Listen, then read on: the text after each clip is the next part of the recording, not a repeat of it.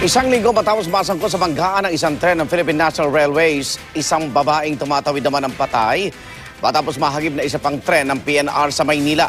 Saksi si Ruth Cabal. Isa kami sa mga humintong sasakyan sa Espanya nang ibaba ang harang na hudyat na padaan ng isang tren ng PNR. Pagdaan ng tren, napansin ko ang komosyon sa riles. At nang lapitan, nakita kong nakahandusay at di gumagalaw ang isang babae na nahagip daw ng tren habang papatawid ng riles sa Antipolo Street mag-aalas 10 ng umaga. Kinilala ng pulis ang biktimang si Florinda Supnet na nabalian pa ng kanang balikat. Ayon sa isang saksi, nasa bangketa raw sa tabi ng riles si Supnet habang may palapit na tren. Nakababa na raw ang crossing barrier noon at bumubusina na ang tren, bagamat huminto muna ito sa Espanya Station.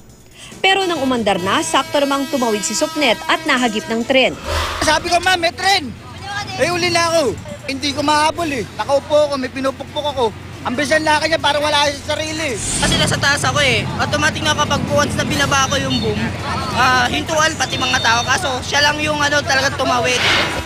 Sabi ng PNR, nakapag-emergency brake pa raw ang operator nito pero inabot pa rin si Supnet. Ang tren kasi napakabigat yan eh. Miski yung tinatawag natin na kiss, diba, ng mga kotse, pag ang tren ang mag-kiss sa'yo, kiss of death talaga yun eh.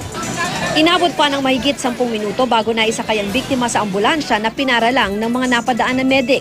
Walang stretcher ang ambulansya kaya sa karton lang inihiga ang biktima. Pero ayon sa MPD Station 4, dead on arrival sa UST Hospital si Supnet. Sinuspindi na muna ng PNR ang operator ng nakasagasang tren pero wala pa rin sila sa pangkaso ang pamilya ng biktima. Noong isang linggo lang nakabanggaan ng isa pang tren ng PNR ang isang jeep malapit sa Pandacan Station.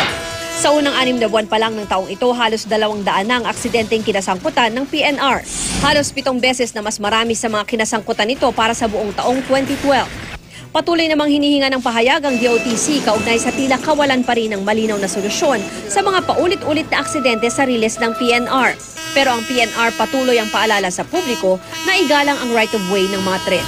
Ako, si Ruth Cabal, ang inyong saksi.